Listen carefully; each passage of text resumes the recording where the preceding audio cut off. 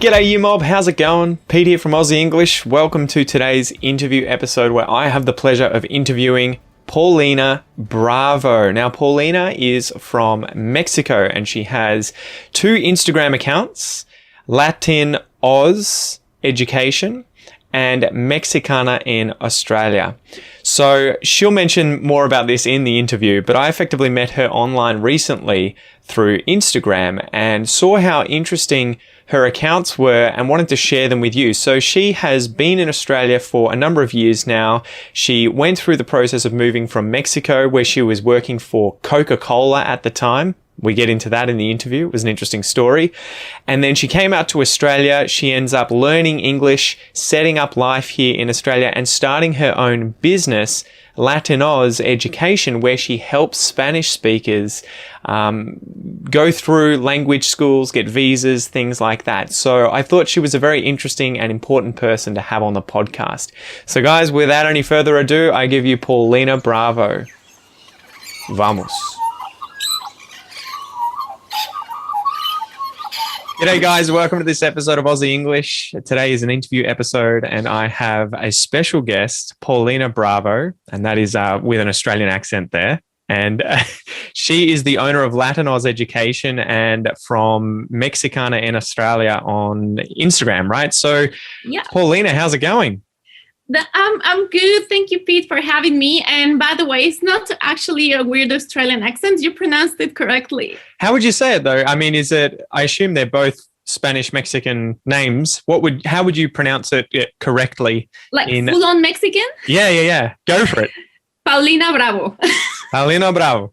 I've always found the VB thing so difficult to do. I think it's because we never make the difference. Like we say, I don't know, like instead of virgin, we say virgin. So yeah, but it's like, why do you guys bother using V's and B's? Just have one letter, pick one of them and just use that. Because that's what confuses me, at least when I was learning Spanish. I was always like, so the V's and B's, the spelling, it's the same sound, but they use them and I get so confused because they're different sounds. So you know, the funny thing is that actually when you're in school, they teach you that B, it's just with your lips. Yeah. And B, it's a dental lip, like, you know? Yeah. So you know it theoretically speaking, but you never do it. So wait, what they teach you that, meaning that that's how it should be in Spanish, but then they say, oh, but that's not just how we speak. Don't worry about it. Actually, no one says that it's not how we speak. Like you can just tell everyone is speaking the same. Like even the teacher, he just said it's with your teeth and your lip, your lower lip. Yeah. But then they go on and say, I don't know, like berry, they say berry. Well, it's funny, isn't it? Because you would imagine obviously the spelling shows that it used to be different, and the fact that other European Latin languages they differentiate between the two, like in Portuguese. But you guys have obviously just blended them together. We just threw it through the window. So yeah, whatever. Before we get into that, because I've got some questions to ask you about sort of life as a Latina and what you think of gringos.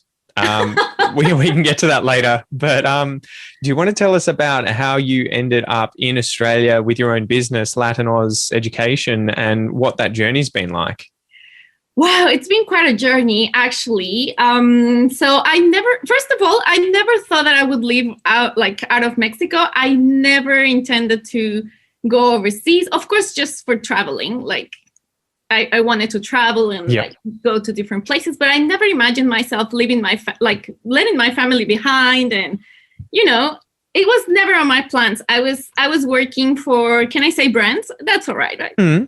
I was working for Coca-Cola in Mexico and I was doing pretty well. Like I used to do market research and a little bit of category management and marketing in general. You sold your soul, man. Jeez. I was selling my soul a little bit. I didn't realize, I'm sorry to sort of pause you on the story, but I think from what I've seen in documentaries about junk food, Mexico consumes the highest proportion of soft drink, right? The average consumption per person in Mexico daily is half a liter. And that's sugared, I take it, not just diet or anything like that included. It's just full sugar. It's basically just the classic Coca-Cola that it's 40 grams of one bottle of 600 millimeters. Yeah.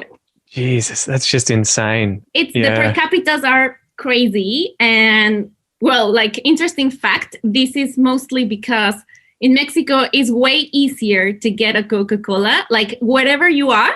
Mm-hmm. Even if you are in the farthest town that not even roads can, be built, Coca-Cola gets to those places. And it's just in the plumbing, right? It's instead of water. It's easier than water. They've just got Coke because it kills everything. everything. There are not even pipes or anything. The trucks get there, like the distribution will make it. So for people in those in those towns, it's easier to get Coca-Cola than water. Is it safer as well? Is that part of it? Because I've heard that there are some places where you, like in Brazil, my wife's told me there are places where you would just never drink tap water. You buy bottled water, or you have some kind of filter system, or you get soft drink and other drinks, but you don't just drink water. Is that part of it too in Mexico versus, absolutely. say, America, where they obviously also have a problem with soft drinks, and here, we're not. Here, well, in Mexico. Well, here I don't see it that much because actually here it's very expensive to get a soft drink. But in Mexico, it's cheaper to get like sugary drinks than getting tap water. Well, not tap water, sorry. That's not drinkable. But a bottle of water. Bottled water, yeah. It's more cheaper. Far out. So you're working for Coke. Yep. I mean, you don't have to put yourself on the line and tell us anything that'll get you sued. But no, what happened after that? No, but actually I was working in marketing research. So one of my main duties was trying to find the way to develop other categories like water or I don't know, like soft drinks that were like made with stevia instead of aspartame or other ingredients. So we were trying to like move the consumption from the classic one to other categories that were probably more, how can I say, not profitable, but like a little bit unknown. A new niche as well, right? You've got somewhere else to expand into. Yeah, exactly. But the funny thing is that this is not confidential, but the funny thing is that the Mexican market likes the sugar. I've heard. Yeah, so we do like the real Sweet. Natural sugar. Yeah. So whenever you tried to put something else that was not sugar but tasted like sugar, they were like, what is this? This is chemical. This is not sugar. This is interesting. Is the sugar that you use in Mexico in Coke the same as the US where they use corn sugar? Interesting. That's why. I've got an anecdote. My mum loves sugary drinks, like, well, not just sugary drinks, just Coke, really. But she can't drink stuff with aspartame in it because she's got the genes where it tastes horrible. Yeah. And so when she went to America with, us as a family and with my dad other times, she would try and have the Coke there and be like, this is disgusting, even though it was normal Coke because they'd used corn syrup sweetener instead of just normal cane sugar. Yeah.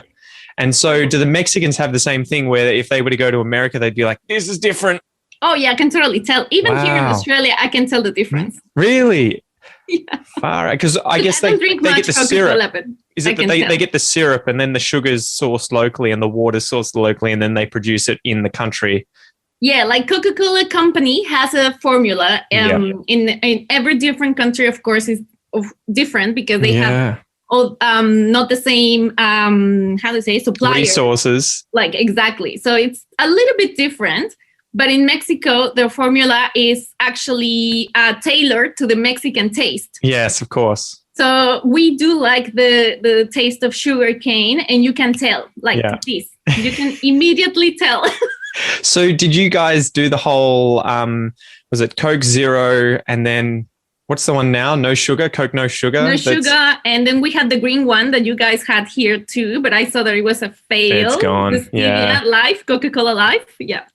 In Mexico, it didn't work either. What was the reason for that? Like, do you have an insider's sort of perspective on why they decided to do no sugar and then zero or whatever the way around it was when they already had diet Coke? Look, the thing is that first in the 80s, you had the light or diet Coke. Yeah, that was like the healthy version of Coca-Cola for those who were looking after the bodies and all that. Yeah, that's it. You can get have your massive $50 worth of fish and chips. Just make sure you get a Diet Coke to balance it out. We do that. Like we have 10 tacos and then Diet Coke. Nailed it. Yeah. Like, of course. I'm looking after myself. Exactly. Didn't want to go too far. Yeah, so you have the Diet Coke, and then they found that some of the people that were kind of reluctant to go into the diet light trend, it was because of the aspartame. So it wasn't sweet enough, was it? That was the reason, or more than that? Well, at least in Mexico, it was because they were a little bit scared of the ingredients, like too artificial. They didn't know if they had an effect or an impact on your health in the long term or whatever. So they said, okay, we have to come up with another kind of like another product that wasn't diet, but it wasn't sugary. So it was like one in the middle. So they said, okay, we're only going to say that it's zero, because before no sugar, it was zero, Coca-Cola zero. So it was zero. That's right. That was the first one. Zero sugar. Yeah. But then they changed the name because people started thinking zero what? Zero fat? Like literally. I heard this on a focus group. Like, really? Yeah. They were like zero what? Zero fat. So they weren't really relating zero to sugar. It was more like zero benefits, zero what? So zero was like a negative connotation to the brand. And then they changed zero to no sugar. Did they notice a big difference once they changed the name? Yeah, people noticed it. I don't know how the consumption is now, because I left Coca-Cola in 2015. Yep. So that's almost 6 years ago. So when I was leaving, they were changing the name in Mexico, and then I saw that happening here. Yeah, and interesting. Then before I left, actually, they came up with Coca-Cola Life that was based on stevia. That is like a natural, actually comes from Brazil, I think. It's just a sweet compound that comes out of a plant, right? Yeah, exactly. It comes from a plant, but it has no calories, or at least almost nothing. The trade-off is it tastes horrible.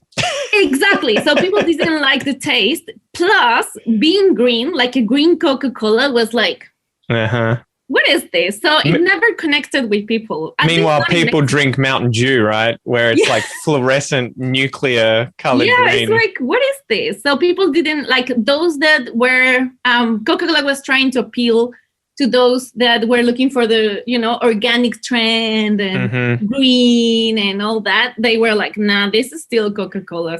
And then they're probably also the kind of people that are like, look, we come to Coke not for the green, healthy vibe stuff, so don't even try. Yeah, that's why the classic Coca-Cola is what it is, because even, in some of the focus groups and surveys and all the things that I was doing, people were like, if I'm going to drink a Coca-Cola, I just want the whole deal, Like, I'm going to be like, this is diet. I'm just going to have the calories. Just give me the thing. It is interesting. My dad's hypothesis was that they made Coke Zero and then no sugar to compete with Pepsi Max. Yes. Because Pepsi Max was always much sweeter than Diet Coke. Yeah. And so I don't know if they were trying to get onto that bandwagon, but... Yeah, I don't know how they're doing here, but I've seen Pepsi Max a lot here in Australia. Like, the two of them are here. I have both. I sort of go interchangeably between the two. I'm like, whatever. Yeah. All right. So what made you decide to leave Coke? And I assume that was the sort of time that you were transitioning to come out here to Australia? Yeah. Well, the thing is that I was working at Coca-Cola, and then, I was about to be 30.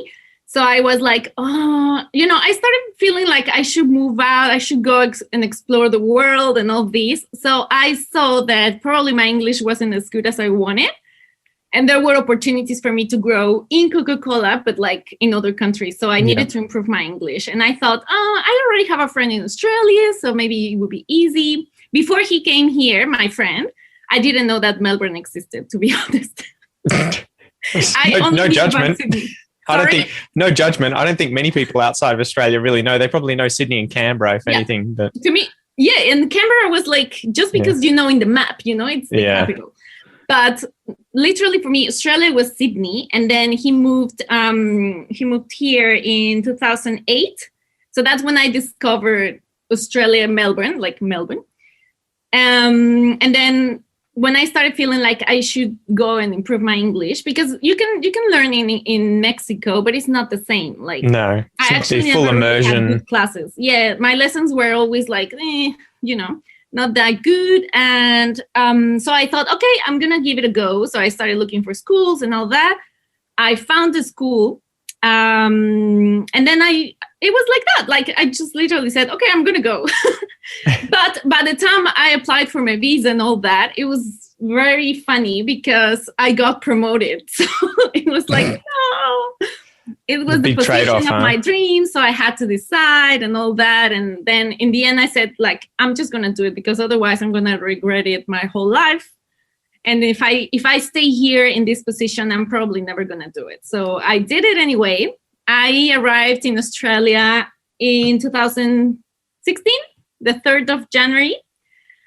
And yeah, basically I took a whole year for myself, like just studying English. And I really put a lot of effort into it because I really wanted to improve. So I did a lot of courses. I started with general English. I arrived with an advanced level already, much to my surprise because I was like, okay. So who decided? Was that you did a test and they were like, oh, you're advanced? Yeah, they placed me on that level. I was very surprised because when I first arrived, I went through the customs here in the airport and I was like, what? Sorry? Because I couldn't understand what they were asking. It was just so different, the accent and all that. So how did you find... I couldn't believe that I was advanced. Yeah. Well, how did you find it when you were put into the advanced group? What was it like getting lessons, doing a course? There are a lot of people who say that learning in classrooms from teachers is not very effective. But obviously it's tied in with getting a visa and being able to study in Australia. How did you find the process? And was it the most effective thing to just go to classes, or did you get to the level you're at because you did all this other work outside of the class? Yeah. Look, I did find it useful. I would say, first, I'm going to be honest, because general English to me wasn't that helpful. Like, sometimes I felt that I was just going to the playground, like a little bit of too many games. And like, I don't know, I wanted to get very serious. So actually, I only spent 1 week in general English because I asked to be changed to something more academic. I gotta say that I'm a bit of a nerd, so I was like, I'm playing too much. Yeah, this doesn't feel gross enough. It's not difficult enough. It's too much fun. Yeah, and also I was 30 already, so all my classmates were 18, 20, and I was like their mom. So it was like, guys, I wanted to be the teacher and be like, guys, leave the phone. We have an activity, Yeah, things like that. So they changed me to the business English class, and that was much better because we had to make projects. So I had to make marketing proposals. Do play roles. Like, for example, I was playing the marketing boss and I was firing someone. It was really cool, actually. So how do you fire someone in English? Well, it was like a whole presentation. So I had to be very nice and first tell them you did very well, bringing us your energy and all that. However, we have a problem with explaining the situation, because I remember that we were gonna make a lot of people redundant. So Jeez. We were kind of giving the same speech. Yeah. But the way they were behaving or taking the news, it was different. So I had to deal with that. It was very cool, actually. Right. After business English, then I moved on to Cambridge. So I did the advanced class and I found that amazing. That was the best course for me because I learned grammar. Like I could go through grammar again, like very basic stuff and more advanced. And I was being prepared for the exam. So I got the certification as well. I got the exam passed. And also I learned a lot about native expressions and a lot of vocabulary that I was listening on the news or on the streets. Like, it was more real. I found it less academic. I've heard that that's the sort of difference between Cambridge and IELTS, right? Yeah. That Cambridge tends to be a lot more in-depth and you're going to be learning a lot more about English in general while studying to pass the exam, whereas IELTS, it tends to be, we're just going to teach you what you need to know to pass the exam. Yeah, like the techniques and all that. Yeah. So definitely. To me, Cambridge was probably the best course because it was also very interactive. Yep. So you always had a partner, different partners around the course. And we were always talking about different topics. So I learned a lot about my classmates because we were always comparing our cultures or points of view, like the different perspectives on education, politics.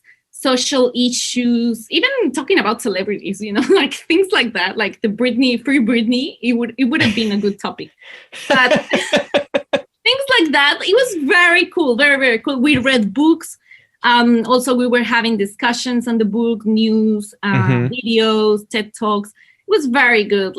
And at the same time, I was being prepared for the exam, which was not easy. Let me tell you, I suffered. I've heard. Really hard. I got a good score, but probably I could have done better because. Well, that's always the case, unless you get 100%, right? You're I was always very like, nervous, and so it was. Anyway, so I passed, and then I still had half a year of paid English. So the school was like, "Where am I gonna place you? You're already in the highest level. What am I gonna do with you?" So they put me 10 weeks for IELTS. So I was preparing for IELTS. However, I wasn't going to take the test. I was just, preparing for IELTS. Reaping the benefits of the study, right? Exactly. You're like, all right, we'll see if this improves my English. We'll do it. I was practicing, helping other students. With you must have been the most relaxed in the course because you're just ultimately, I don't have to take the exam, so screw it. Yeah, I ended up being friends with the teachers because I was just, So now they're my friends. But yeah, I was taking IELTS. Then it was good because I took the IELTS like 2 years ago, and I did pretty well because I actually remember the techniques and all that. Why did you have to do IELTS if you'd already done Cambridge? To certify my agency. Okay, gotcha. Yeah, I mean it was optional, but I did it anyway. So yeah. So I did that, and then the last 10 weeks were English for academic purposes, and that was full on essays and projects and going to the library and what else? Yeah, service, more like university stuff. Yeah. That kind of thing. It was very good too because I learned to write more formal documents, and that's pretty much what I use every day now that I'm working here. So yeah. So what advice would you have, having gone through that process? What advice would you have for people listening now who are either thinking about doing that in the future or who may be doing it currently? How do you get the most out of those sorts of courses and classes to reach the level that you got to in English? And was there something that you could have done better when you were doing it? Look, I think the main advice that I actually give now to my students, because I help them plan their process and how they're going to go from one course to another, is if you haven't got to an upper intermediate level, make sure you stick to a very, very good general English. Try to learn about everything, not just the typical conversation that you're in the supermarket or queuing at the bank or things like that. Try to read about education, society, things like that, not just the class. Because I think another point that helped me improve faster was that I was trying to talk to many natives before going to Cambridge, let's say. That was the highest level course that I took. So before Cambridge, I tried to get in touch with many locals, many natives, not only Australians, like people from the US and New Zealand. So I was always asking them to correct me. So and I still make heaps of mistakes. I can hear myself, and sometimes my mouth is faster than my brain. I feel you. And I know that I'm making mistakes, but I know that I'm wrong. You know what I mean? It's it's there, but I'm faster. But so what you were saying is that when you come and you're studying at a course, the English study doesn't start and finish with going to class. It's probably the majority of that is outside the class, right? Where, the classes may be an hour long or an entire day long, but you should be also supplementing that or complementing your classes with other stuff outside of it. Even if it's social or fun or whatever, but just don't. I guess the thing I want to sort of get to as well, you can talk about this, but try to avoid falling into living with your own nationality and speaking your own language 100%. Outside the classes, right? Did you have to battle with that at all, with hiding from all the other Mexicans or Spanish speakers in Melbourne or other parts of Australia? Or was that no! Yeah, that's it. No hablo español. Was that a difficult thing that you had to kind of overcome, that avoidance of Spanish?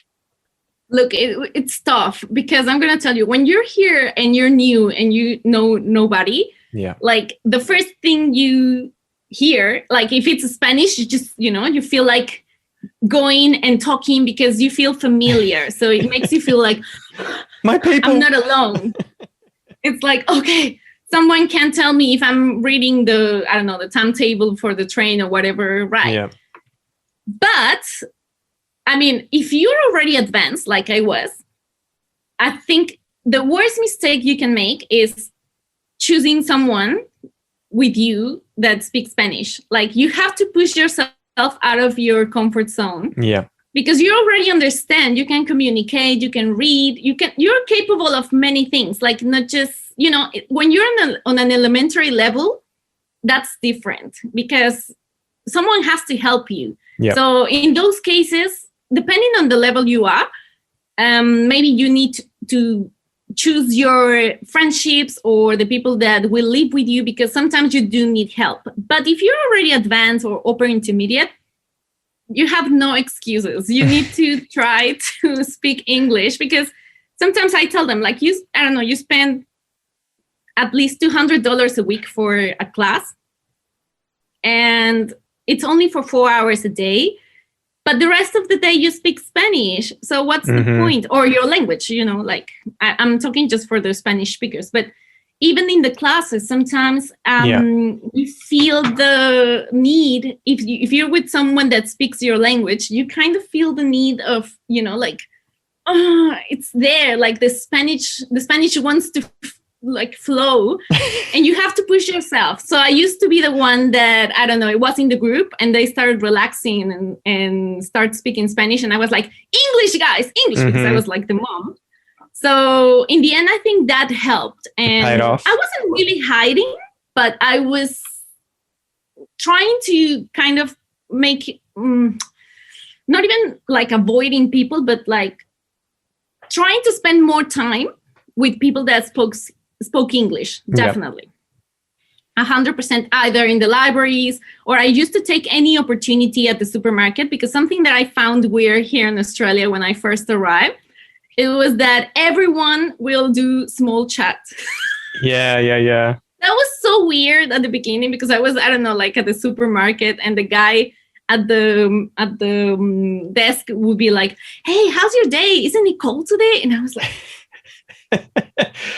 What's the sort of norm in Mexico? Would they just not do that unless they were, say, hitting on you or something? Yeah, it's more when you're like interested in someone, you would try and like say more than hi, how are you? Like, it's so funny. I was at the Woolworths yesterday and I was checking stuff out, and this lady was obviously just on autopilot and just doing the, going through the motions. And I got there and she's like, hey, how's your day been? Everything good? Like, how are you? And I was like, yeah, blah, blah, blah. Not bad. How about you? And she's like, not bad. And then she started putting some more things in. And then she's like, hey, how's your day been? What's going on? How are you? And I was like, wait, is this Groundhog Day? You just asked me that. So, like, yeah, good again. It's still good. No updates. Still okay. Still good.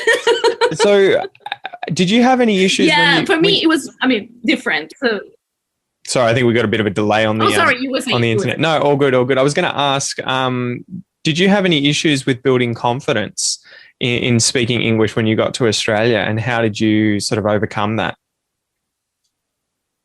Not much, because I felt that here in Australia, I was just anybody. Like, no one cared like if I was making mistakes or not. Yeah. So I was just trying. And even now that I hear myself, like, I know that it sounds good. Like, I know I have a good score in IELTS, but I can still hear how I make mistakes.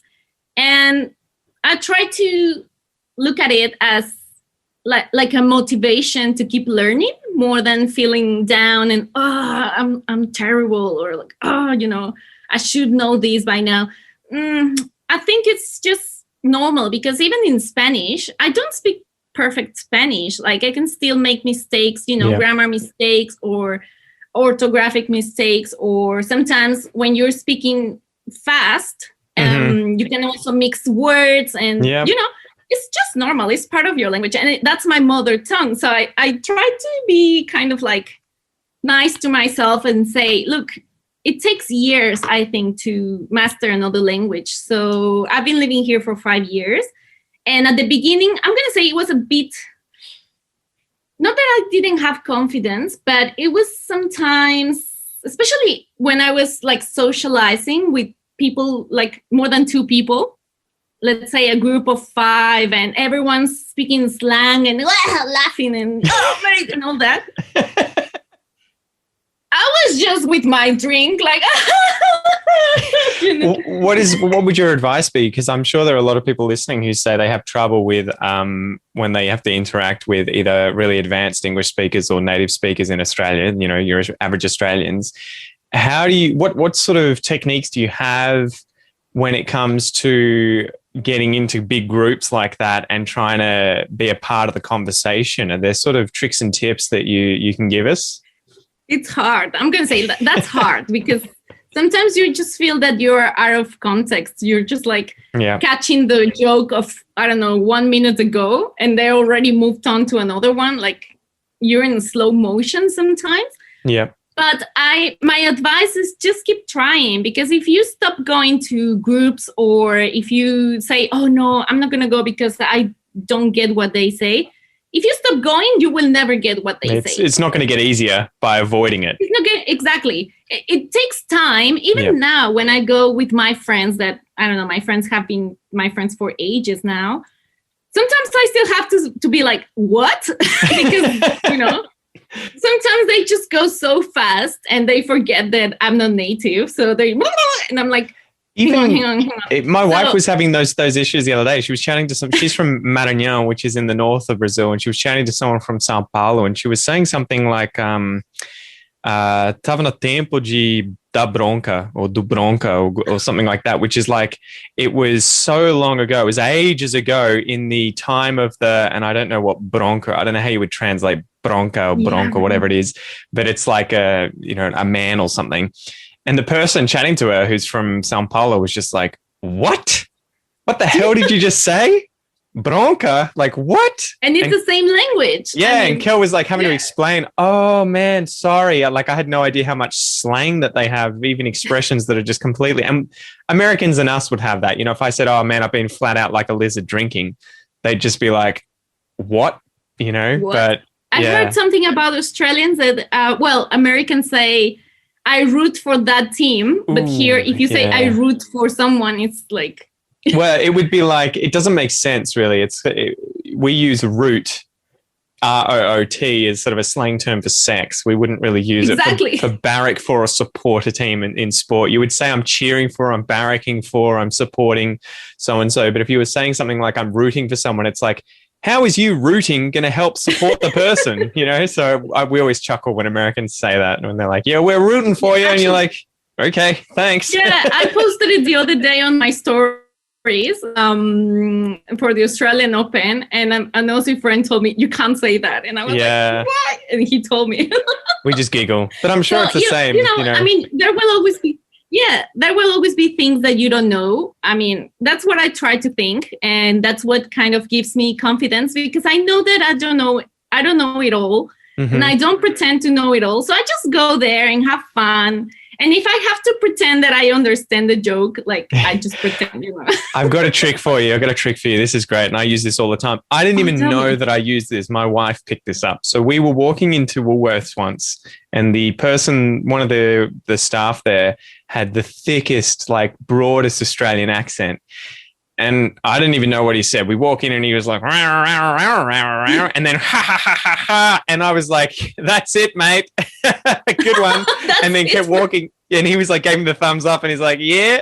And my wife looks at me and she's like, I didn't understand anything he said. And I'm like, neither did I. But that's my go-to. I'll just say, that's it, mate. You know, that's it. You're right. That's 100% it. Use it. That's it, mate. Exactly. Oh, I'm gonna use it. Yeah, that's so it. That's a good one, because then people will think you got it instantly, whatever they've said, and that you're laughing. And they'll just, you know, it was funny because I hadn't thought about it, that I was just reading his body language. And to avoid an awkward situation where I asked him to repeat himself because I had no idea what he said, I just, was like, yeah, you're right. That's it, mate. That's it. And then, well, actually, I never thought of that. Like, you can just kind of agree with someone and that's it. Like, That's it. Leave it there. Exactly. And also, like, something that was a problem for me, like, now that we're talking about confidence and all that, was when I started speaking on the phone while working, because after I finished my course, I was offered a position in the school that I was studying. So they hired me first to be kind of like an admin officer, but I was also a little bit in charge of marketing and a little bit in charge of like Spanish speaker students counseling. Yeah. So I was doing a little bit of everything. But did becoming admin scare the crap out of you in terms of having to do phones all the time? I feel like that is something that would make me poo my pants if I had to do that in another language. That's one of the most horrifying things I can imagine, is just having to deal with a foreign language on the phone constantly. And especially because it was not just native speakers, it was people like from everywhere. So sometimes the accents were so thick, and you feel bad because, you know, I was always thinking, it's okay if you didn't understand, you can just ask again. But if you ask 5 times for the same thing, sorry, can you email me this? This is just getting too hard. That's what I ended up doing. Look, I'm going to have to go to a meeting right now, like with my Mexican accent. Like, look, I have to go to a meeting right now. So I'm going to give you my email, and please just send everything you said on the email, please. I know. Well, so what's the best way? What's the best way to manage with those sorts of situations? Just try to be nice and like never show them that you're nervous or like freaking out. I was just like, hang on a second, like pretending to be busy. So they would be like, okay, no problem. So I was like, even my colleagues around were just laughing because I would be on the phone like, yeah, just 1 second, sorry. And I would just wait. And they would be like, oh, you poor Paulina. I'll have to remember this next time I'm on the phone. Yeah, cheeky.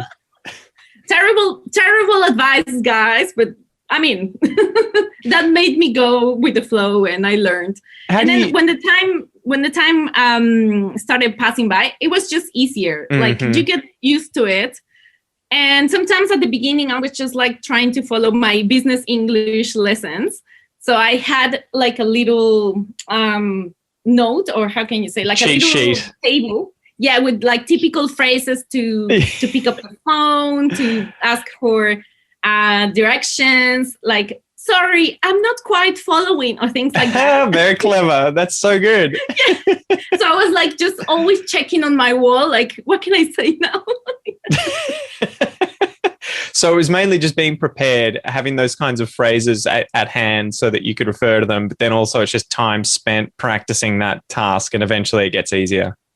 Yeah, because I used to be the one that would avoid the phone. Like, I would be the last one picking up the phone because it used to ring for everyone. So anyone could like pick up I'm going to the toilet. So I would always be like, you know, like I'm choking. I used to absolutely hate it. I worked at a pizza restaurant, and I sometimes would have to answer the phones.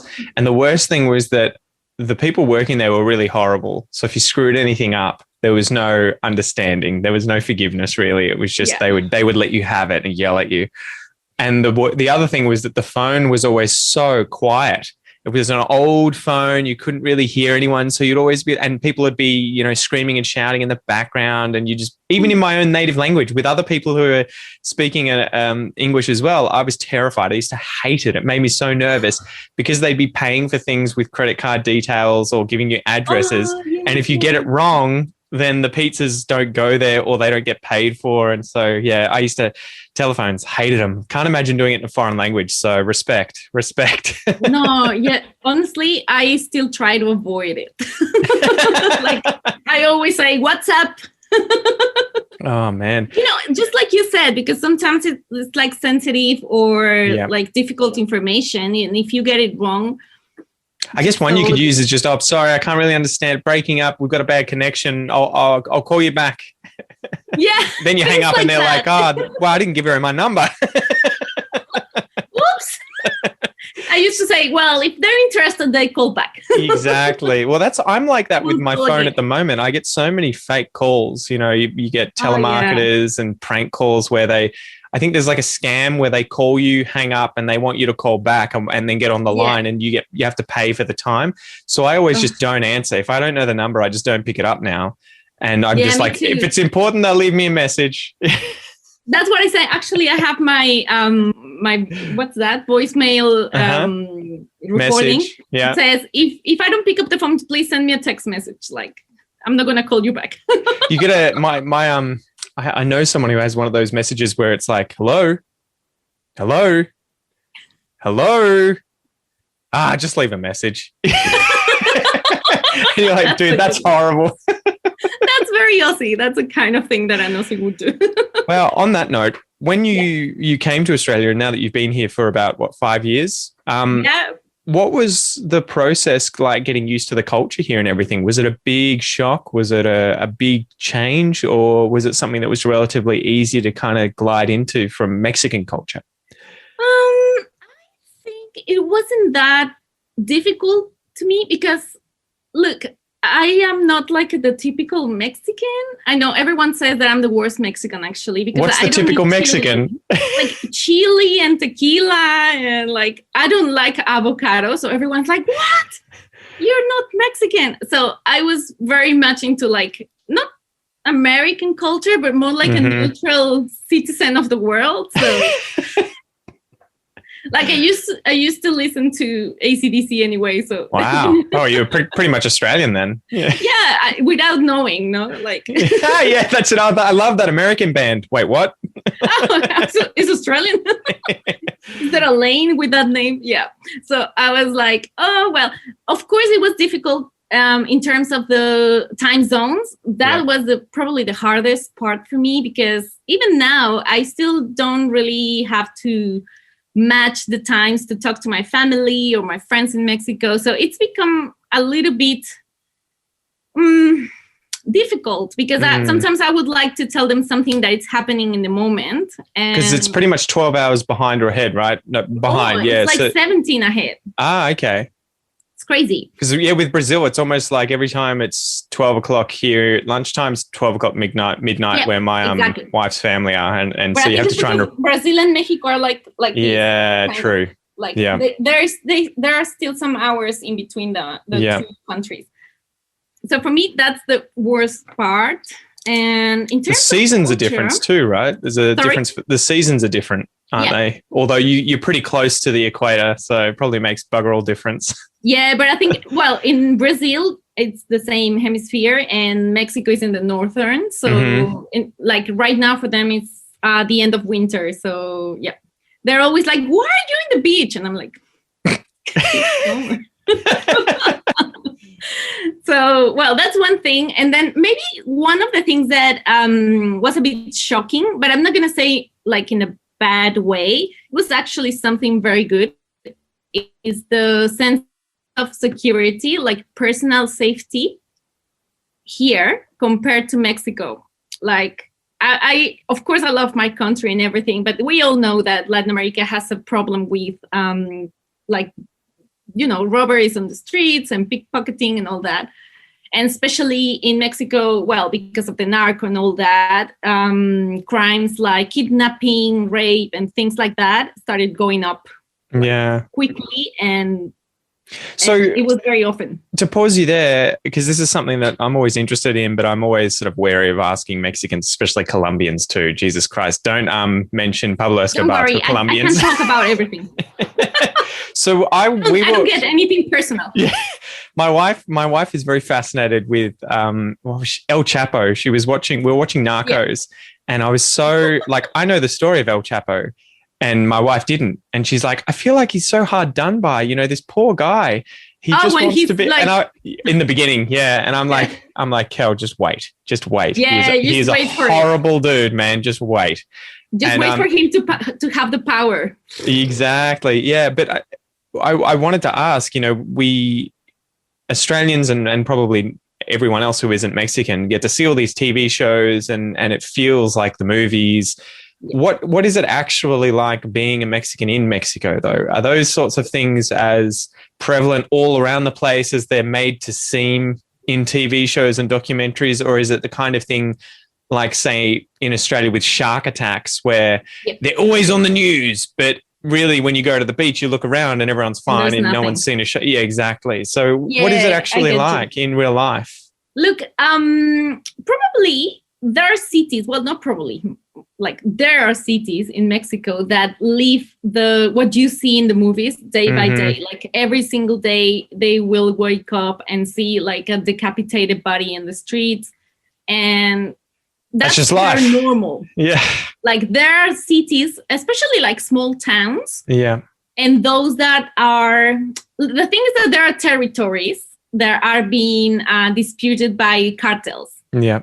So those territories tend to change all the time, because sometimes they're taken over, or like they change the cartel, so there's another fight. Was this the like Tijuana and the Sinaloan cartels? Tijuana, Acapulco, like this massive famous beach that was like the incredible Hollywood getaway beach in the 80s, 60s. Now, like my parents have a house there, and we haven't even been to Acapulco in years because it's dangerous. It's so dangerous. So at the moment, sometimes my dad goes because he has to maintain the property and all that. But like we wouldn't go. And yeah, the thing is that, for example, it's not like you will see everywhere like narcos like this everywhere, but you could be in the middle of a fight like that just started like this, and there would be 2 hours of shootings, like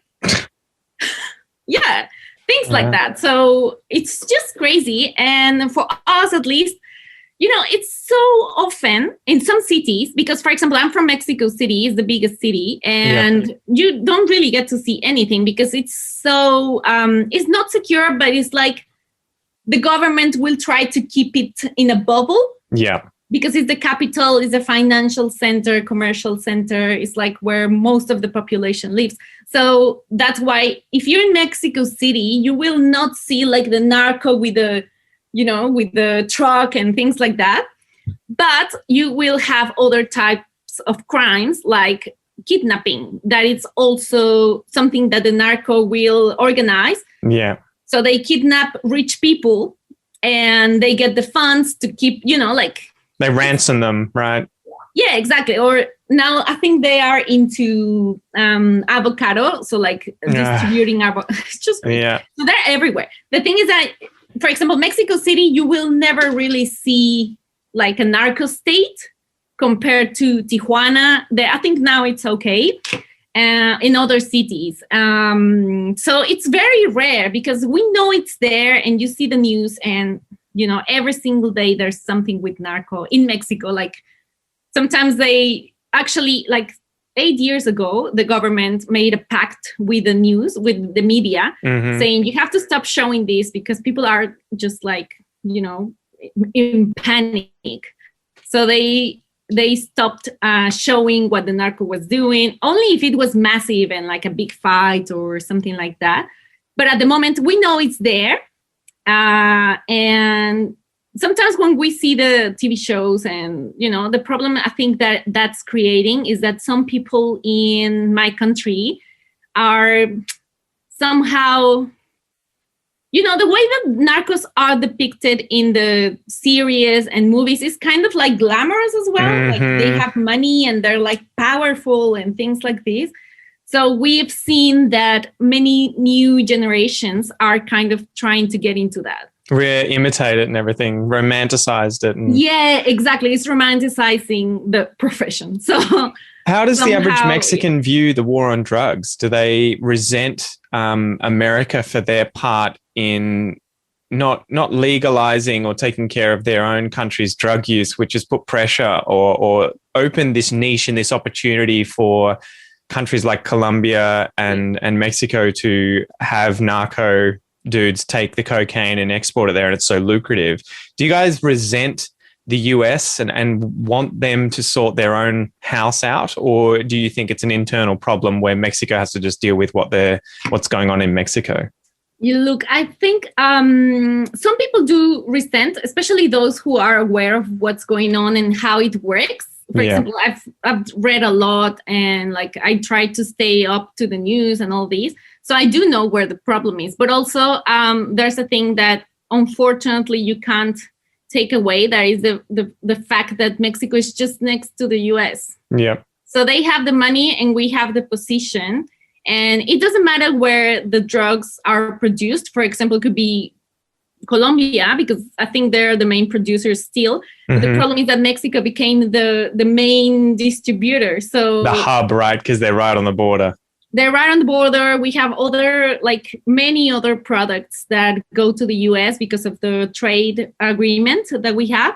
So it's very easy for Mexico to put it into the US compared to Colombia. So I think it's so organized by now that it's just going to be probably impossible to get rid of narco unless they legalize, or, they have to do something at that level. Because otherwise, I don't think if, let's say, if the US starts a campaign to reduce the consumption or things like this, I don't think that's going to be enough. Yeah. So that's why we kind of not resent the US, because we understand. For example, here in Australia, that was something that shocked me a little bit. Not that I'm saying that everyone does drugs, but just the way you live that concept in Australia is so different compared to Mexico, to the US. Like, I don't know, I don't remember when that was, but on the news, there was this thing about discussing if you could test your pills in festivals here in Australia. Yeah, we had a few deaths where people had taken illicit pills to festivals, eaten them or consumed them, and then they end up dying because the pills have been mixed with God knows what other chemical. And so that was the thing. I mean, sorry to not let you finish, but that was the thing that shat me. It really pissed me off when that was happening, because it was like, look, these kids are going to do this anyway.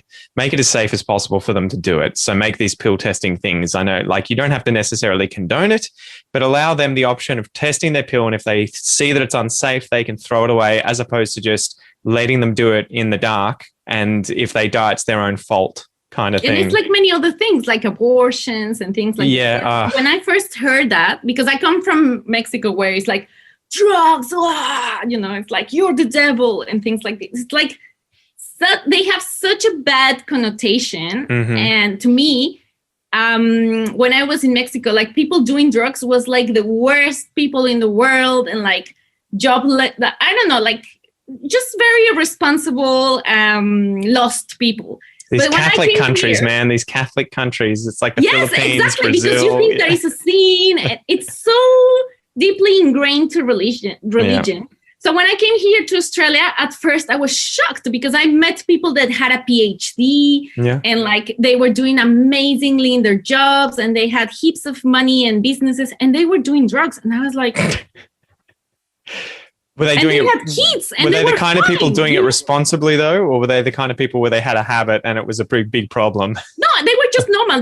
They would just maybe go away for a weekend with their friends and say, "Okay, we're gonna have fun." Yeah. And then I understood what having fun was. But in my head, it couldn't be like, So when I first heard about testing the pill, I was like, "Wow!" And then I heard about the injection rooms. I was like. So that changed the way I was looking at, the problem, because here, I mean, you don't really see like a narco problem. It's not like a thing. It's ours is more tied in with ice, so methamphetamine, and the bikie gangs that sell it. Yeah. So I think they've just cracked down on a guy he's been importing, I think, 80%, they reckon, of Australia's meth ice from Asia. And they just caught this guy and locked him up, I think. So it's coming from Asia. It tends to be made there, I believe. It's then brought into Australia. The bikie gangs buy it, and they're the ones that distribute it around the place. But there are definitely towns, I think Bendigo. And Bendigo, I think, from what I've seen on the news, had big issues with there being an ice crisis. And it ties in, though, that it's really sad, because it tends to tie in any of those drug problems pretty much anywhere in the world. It's always the local population and their opportunities. And if they don't have opportunities and, places to to go to work, safe places to live, access to food and water and everything like that, like the normal population, then they end up in despair. Will find a way. Yeah, and that's Yeah, I mean, exactly. we have, indigenous groups in Australia who have alcohol problems. There are plenty of other examples. I think heroin and opioids now in the US. I think that the leading cause of death now in the US each year is like opioids, which are legal prescription drugs, and it's related to despair and not having a meaning in your life and everything. So there's actually a very good documentary on Netflix on that. It's called The Pharmacist, and it's about all the drugs that are medicated in the US, but that there's a massive problem with addiction. Yeah. And here, I mean, in Australia, you can see one of the things that I saw as well when I first arrived was not a problem, but I could tell that there were many people like outside on the streets, like yelling and fighting themselves. And I was like, yeah, like, I didn't know if that was dangerous or not. Then I realized that they were just like in their own world. Yeah. So there's definitely some crazy people. I remember walking around Melbourne and seeing I think who I suspect was a schizophrenic, because he was having a full yelling match with no one. It was like he was talking to someone on his right-hand side. And I was like, oh my God, this guy, he's in another world. And I see that every single day. Let me tell you, it's just now part of my days, actually. Like sometimes I go on the train and they jump in, and it's just normal. But I feel different compared to the way that it's in Mexico. For example, we don't really have that on the streets. Like you don't have people like yelling to themselves or things like that. But you never know when someone's gonna come and get your phone or like drag you into a car. So it's just sorry to laugh. I'm not laughing because that's funny. I'm okay. Laughing because my wife always has these reactions where if someone on a scooter with a guy on the back with helmets on, if they ever drive past two dudes on a scooter or something, she always freaks out. Yeah. She's like, in Brazil, that is a bad sign, that they're going to... So she freaks out here like... Ah! Yeah, she'll see them and be like, she'll grab my arm or something and I'll be like, it's fine. Yeah, you get that? Yeah. Exactly. Or if someone has like a bike helmet on and they walk into a store or something, I mean, it's not normal, but my first reaction isn't to crap myself, but she's always like, oh, Jesus. I feel her, honestly. Like I also have that because in Mexico, I was a victim of aggression on the streets. So whenever I feel that I'm in danger, I just have kind of the same reaction, like, so tense and all that. And in 5 years, nothing has happened to me, even though one of the things that I love here in Australia is that I can go out by myself at night, jump on the train. There are heaps of people, and especially in the weekends, like, the nightlife here in Melbourne is quite vivid. So I feel safe. I can go home. I don't have to feel afraid of the taxi driver or the Uber driver that they will take me somewhere that I'm not going to. It's just, I don't know. I know that there are things that happen here as well, but just the frequency. Yeah. Well, that's something really interesting that you've brought up. I did a video on culture shock in Australia, and a lot of it was based on the stuff that I discussed. I was talking to my wife, give me some ideas. What are the things you experienced when you came to Australia? Obviously, it's hard for me to write about culture shock when I'm Australian. And a lot of it was that sort of stuff, like I can walk around at night and I don't feel uncomfortable. And I've heard that from other people, but that video, almost every single Australian woman who watched that video and commented was always like, that's complete bullshit. It's so dangerous walking around. And, I understand that things happen, and it is that there are those dangers. There are definitely violence against women and men. But it seems like most of the migrants I speak to totally see the opposite thing. And they're like, wow, it's way safer here. I can do these sorts of things. So is that something that you think we take for granted as Australians, and that we sort of need to appreciate the fact that, it is actually a lot better to do for some people when they come to Australia in those sorts of, in those sorts of situations, it is a different kettle of fish here. Look, the thing I see is because I don't think it's taken for granted, but I think it's different. I mean, it's difficult to compare if you haven't lived all the way. Yeah. So, for example, I've traveled some other countries, and I've spent some time in Paris, and I've spent some time in London and Stockholm. and other like cities like in Germany, Frankfurt, Berlin, Prague. Everywhere I go, there's always a sense of it's not unsafe. It's just different. Like you have to be aware. Like you have to be, switched on. Yeah, because I mean, even if you're traveling and you're like la la la la la, I always call the shalala effect, like shalala. You have to be aware. But I feel that in Australia, I never felt that. It's not like a threaten. It's just different. It's a different vibe.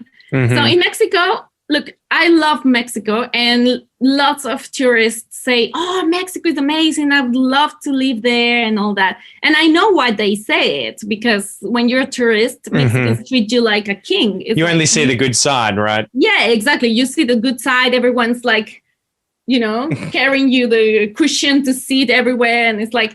Because, of course, they want your tips and they want your money and all that. Let's be honest. Yeah, that's it. So they're going to treat you like a king or a queen.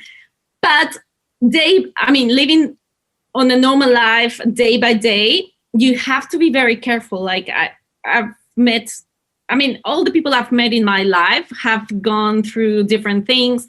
I did it myself. My sister ended up in Australia as well because she was victim of a robbery in a taco store. Like she was having tacos and Jesus. It was awful, so violent and all that. So it got to a point where you can't even be like easy and calm having tacos because you don't know when they're going to come. And so is that one of the primary reasons for say migrating to somewhere like Australia and wanting to set up life? You just like, look, I just want to be able to relax. I just want to have a normal life because for us, quality of life, that's something I was trying to explain the other day to someone because, look, in Mexico, you kind of have to have money to have a good life. So you can fence yourself off and have security. Protect yourself, have security cameras. And like, for example, my parents have a whole system of cameras and alarms and things like these because someone tried to break into our house once. So we had to, install like many things and all that. So I can even check them on my phone here. But it's not safe. I mean, it's like every time I go to Mexico and visit them, they have to check on the cameras first that there's nobody around. So I can, join, I can get into the street and then get home. Jesus. It's crazy. It's like, honestly, that's not life. And other countries, I also spent, as I said, some time in other countries in Europe. And I also went through like dangerous situations, like in Stockholm, in Sweden. It was 3 a.m. and you would say, oh, it's Stockholm. It's so cold. Nobody's out. But my sister and I were chased by 3 drunkies and they were throwing bottles at us. Like, just out of the nowhere. Yeah. So here in Australia, look, I don't think it's the safest place, but I would say it's one of the safest in the world. It's all relative. Yeah. Yeah. And I'm sure it's parts of Australia too, where you are, I'm sure there are definitely parts of Australia where even I wouldn't walk around at night, but. Yeah. Oh yeah, absolutely. Like I've been warned and you have to know, let's say in general terms, I would say like the chances that you get in trouble or someone attacks you or like there are so fewer compared to Mexico, for example, where I'm from. So that's sad because many people end up in other countries because of that. This is a sort of big, broad question, and I often ask my wife this. How do you fix these countries in terms of the violence and the corruption? And I'm like... Yeah, I know that there's obviously no simple answer because I say to Kel all the time, I'm like, Brazil's like the size of America. It's got so much arable land. There's so many mines. There's so much wealth there. Yeah. But it seems like the disparity between the rich and the poor there is it's massive. Yeah. And so it's kind of like, what did the Americans do in America that led to, they still have their problems, but led to the quality of life that they have there where people want to migrate there. But Brazil hasn't been able to achieve the same thing. And how do you get there? I think one of the biggest problems that I can see throughout Latin America, like regardless of the country you're talking about, is the corruption. Yeah. like the government systems are completely rotten. Like it doesn't matter if another, let's say, party or another politician comes and wants to change everything, the system will always drag them down. Like it's like a cancer.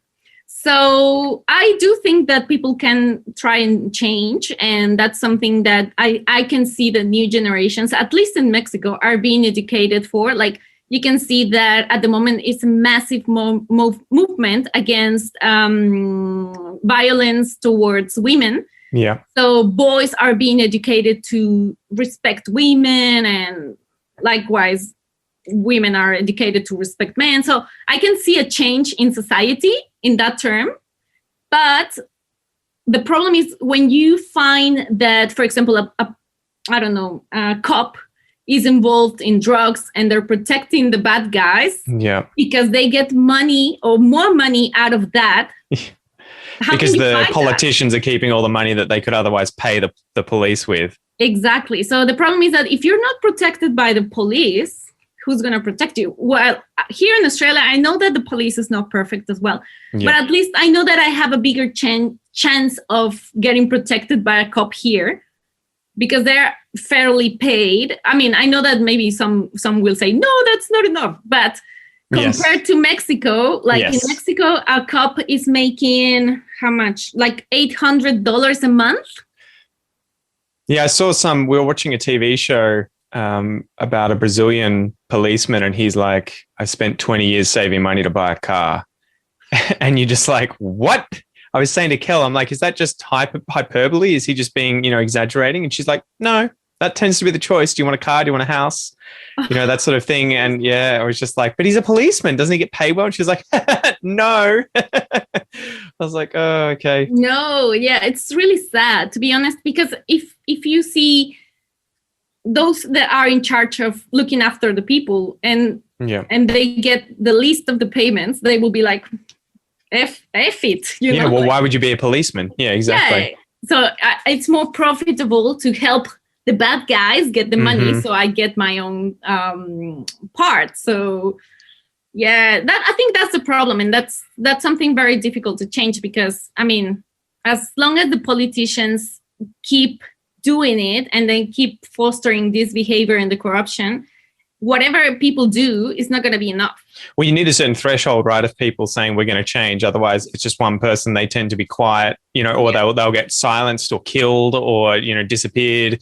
Whereas if it's a whole lot of people and there's a big movement, that's the kind of thing that may get some traction, but it's very difficult, isn't it?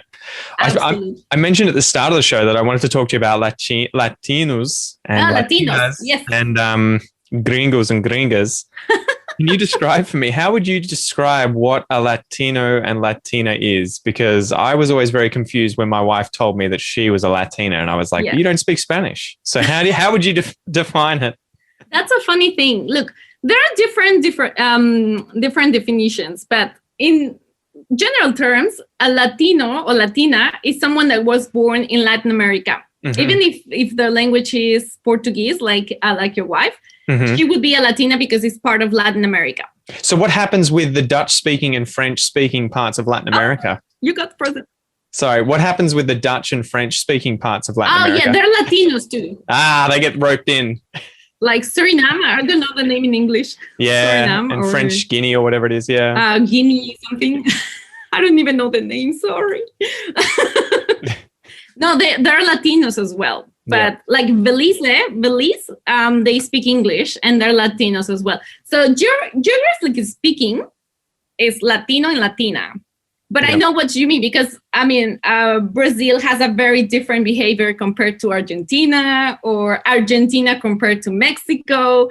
So some people think that Latinos are those that can dance and, like a party and the Spanish. Well, we're actually related to that, like Sofia Vergara. And, yeah. The ay, things like that. So that's why it has like different connotations. And for example, some people from Spain identify themselves as Latinos as well because they speak Spanish. Yeah. But for us, like a Mexican wouldn't say that Spanish is Latino. We would say that they're European. Do you want to just turn your video off and back on just quickly? I think it's frozen on my end. Just give it a boom, boom. And she's back. Yeah, she's back. So okay, it's anyone who speaks or is from Latin America or speaks a Latin-based language, right, over in Latin America. So what about gringo and gringa? And I mean, that was me with my Aussie accent. And how do you sort of perceive them? Is it a negative term? I always get sort of resentful when my wife's like, this gringo. And I'm like, don't call me that. I'm Australian, you know, or just call me Pete, you weirdo. Look, gringo, by definition, is someone from the US. Okay. And I think this comes from history because we had a little battle with the US, like Mexican North American battle when it was 1852, I think. And they were fighting over the Chapultepec Castle. It's a castle in Mexico City. So it was a massive fight and like military and all that. So one of the reasons why it's called gringo is because Mexicans, like the Mexican soldiers, were listening to the generals from the US saying gringo, like green. Oh, really? They were wearing gringo, so really? They were saying the gringos, you know. Wow, I had no idea that. I'll have to look it up. That's crazy. Yeah, look it up. They say it comes from there, but I don't know if that's the. My wife's always like, anyone who's not Latin American is a gringo, and I'm like, wait, even Asians? Well, Asians? They speak English. Yeah, okay. Well, no, I think they kind of started spreading. So now it's not just Americans. Whoever looks like a white English speaker is a gringo. God damn. So is it seen as a negative thing or is that just a term? The thing is that in Mexico, at least, you can find the context, the way it's going to be. Like, for example, if you are tourist, for example, let's say you specifically, you will speak English in Mexico. So you will not, people in Mexico will not know if you're Australian, Canadian, because it just sounds like English to us. Well, it's the same if I heard Spanish. I wouldn't be like Chilean, Argentinian. Yeah, you wouldn't tell the difference. So for us, it's like gringo. Mm-hmm. And if you're a tourist and you're ordering your food, they wouldn't call you gringo. Like, hey, gringo, what do you want? Like... It wouldn't be polite, but behind your back, they will be like, oh, this gringo wants this and that. Yeah, because it's so funny. I can't imagine. I mean, I imagine there's some sort of equivalent in Australia with foreigners, but I don't really think we have this group pejorative term for like just non-English speakers or, you know, one whole group. Yeah. Like that we would use that we would use that openly. I feel like if I were to use any of those racist terms, it would be a big no-no from other Australians. You wouldn't now just it's be more like, sensitive. Yeah. Yeah, exactly. Like, yeah, it's just. I've seen some TV shows from America that maybe refer to Spanish speakers like Hispanic. Or that's not a negative thing. I think that's how the Hispanics will refer to themselves as well in America. Yeah, but there is a specific term that comes from Hispanic. Okay. It's pejorative. But let me find it out because I don't remember exactly. And it's this TV show, Eastbound. Is it, I don't want to offend anyone, but is it Spick? Spick? Yes. Yeah. That one. I think it's a little bit offensive. I heard that from, I think the TV show was Oz, where they were all in jail. And I think they use that, you know, they use the N-word for black people. Yeah, probably.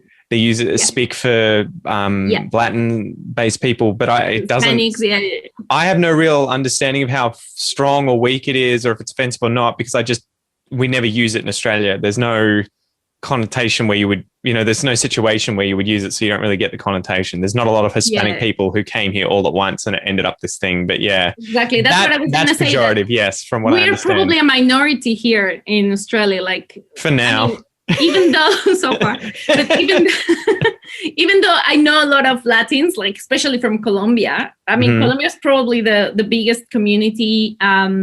Speaking of Latins, but I think still compared to China, India, and I don't know, Pakistan, we're nothing compared to them. It'll be interesting to know the stats. There's a lot of Brazilians too, and I think that happened over the last decade. They just exploded in terms of just deciding Australia's the place to go. I think it's just because it's kind of easier coming here than to the US. Yeah. because Wow. Mexico, a lot of Mexicans go to the US and Canada. So Australia is a rare thing. It's like some people even ask me, like, why What? did you go so far? Like, Imagine how New Zealand feels. yeah, I know. They're totally isolated. So finishing up, do you want to tell us a little bit about Latin Oz education? So Latinos, well, it has two different pronunciations. In English, it's Latin I wasn't Oz. sure. Is it Latinos or was it that's Latin Spanish. Oz? Yeah, and it comes, by putting these two words together. So Latin, because we're Latin, and Oz, because it's usually the way that you guys, Aussie, short in Aussie. Australia. So Latin Oz. And education, because it's an education agency. And well, it all started because when I was working for the English school where I was studying as well, part of my duties were talking to students, like trying to interpret what they were like getting from the rules or not understanding. So I was doing the counseling, but also kind of a little bit of interpreting. So I started detecting a lot of issues that they brought, and it was because probably their agencies were not being completely honest. Like they were like depicting Australia in a way that wasn't true. For example, like, oh, you will basically just jump off the plane and get a job offer, and I was like, you'll ride a kangaroo to work. Yeah, exactly. Like there are koalas outside your door. Like things, that would be nice, but If only. But it's not true, especially things related to opportunities to get the PR. Mm-hmm. Like, I don't know, the professions and the kind of courses they had to do. So I started seeing that many people were wasting their time and their money. And it's frustrating because in my case, it was very hard to get the PR, even though it was the easy way. So even though I still struggled and I realized that it was going to be like a whole process and you had to be very full on with it. What did you mean by the easy way? Oh, because I'm married to an Australian guy. It's a bit complicated now, but I was going to say, Jesus, I'm married to a Brazilian who's gone through the PR, or is going through the PR process, and it is not easy. Worry. So I wouldn't want to see the hard version. You know what I'm talking about? Yeah. Like lots of paperwork. Yeah. Oh my God, it's very expensive and all that. So it's the easy way compared to someone that is going to apply for a skilled migration and they have to have their professions accredited. Oh, it's just so hard. And when I started getting into the topic, I realized that many of the students arriving in Australia were kind of with an expectation that will never be met. Yeah. So I started checking what they needed, like what kind of information I could provide and all that. And that's how I first started with Mexicana in Australia, Mexicana in Australia in Spanish. So I started giving them information in my Instagram account, like through my Instagram account. And I started getting a lot of people asking me like for honest advice and what do you think of this and that. So I thought, maybe I should like do this professionally. Like, because I was getting a lot of people and I was still working for the school. So I couldn't really recommend any other school or, like I had to be, how can you say, like loyal to my worker, my employers. So I talked to my business partner, who is my best friend, the one that moved to Australia in 2008. Yeah. So he became a business partner and we started the agency together. So I basically got certified as an education agency. Well, agent first. And then we got all the certifications for the agency. But the agency is just me, basically. Like I have my sister that now helps me with the accounting and finances, because that's just not my thing. Neither. And I'm terrible at it. Yeah, no numbers, please. And my business partner is the capital investor, but everything else I'm in charge. Like I do the counseling, I do the sales, I do the negotiations and contacts with the provider. So I work with about 45 schools at the moment. It's pretty big. I've helped more than 100 students so far. We started in 2019, June 2019. And right when we were like taking off, COVID. Yeah. How has that helped? Well, not helped, but how has that hindered and interrupted your sort of work as well as students in schools? Because I take it they're not getting any new students, or Yeah, who aren't already here. that's complicated because at the moment, as you said, like especially English schools are not getting students. Their main market is offshore students, like the ones that want to come, they improve their English, and then they move on to something else. Could be a vet course or university or whatever. So at the moment, there are many, many schools that are, I don't know, under 50% of their capacity.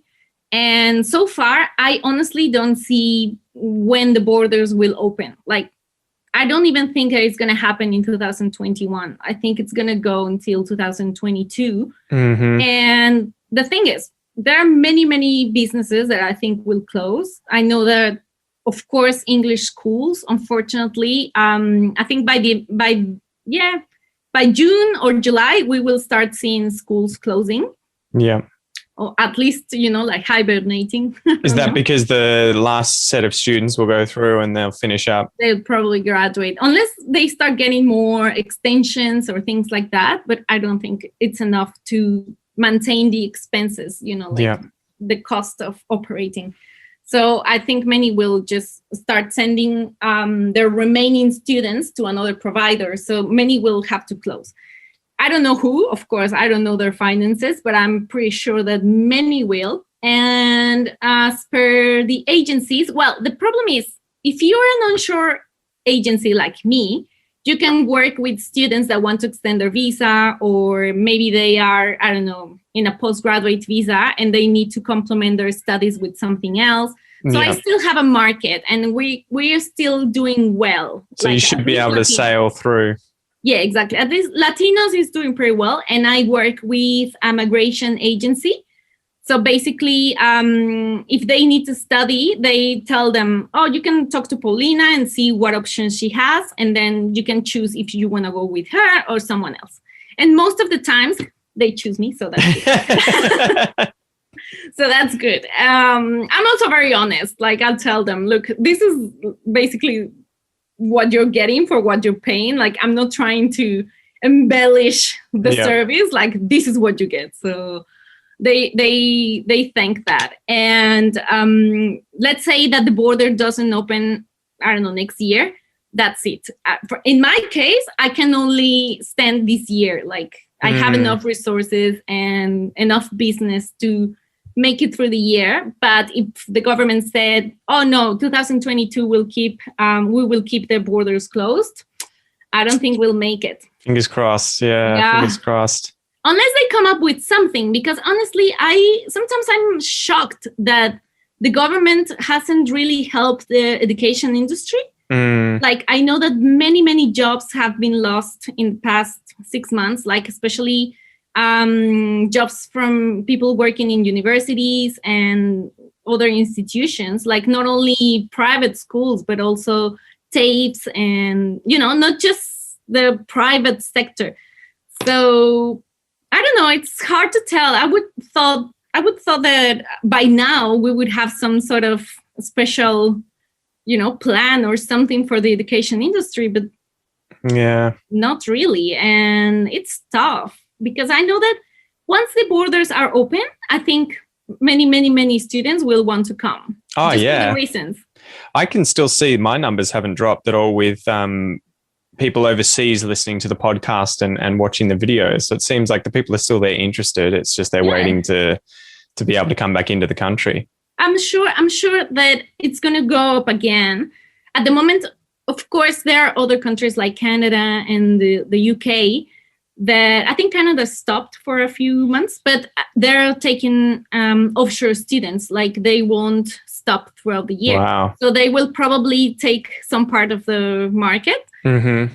But even though I think the moment the Australian government opens the border, it's just going to explode. I have like 60 people waiting already and like asking me, are they open yet? Are they open yet?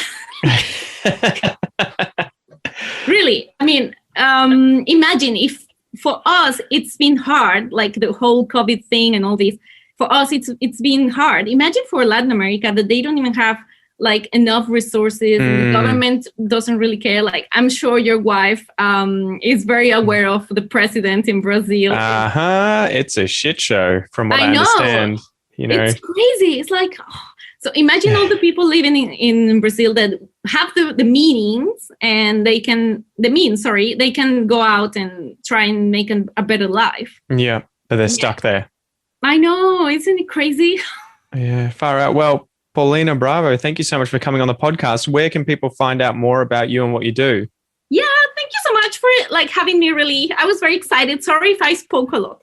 No, they're the best kind of interviews. I've got to try and prevent myself from speaking too much. So I'm glad it was easy. I loved it. Thanks for coming on. I only missed my coffee. No, good. So where can people find you? Look, I have, 2 accounts. Probably the main one is my personal, that is Mexicana in Australia on Instagram, like literally Mexicana in Australia. That's where I'm more active. And then I have Latin Oz Education on Instagram as well.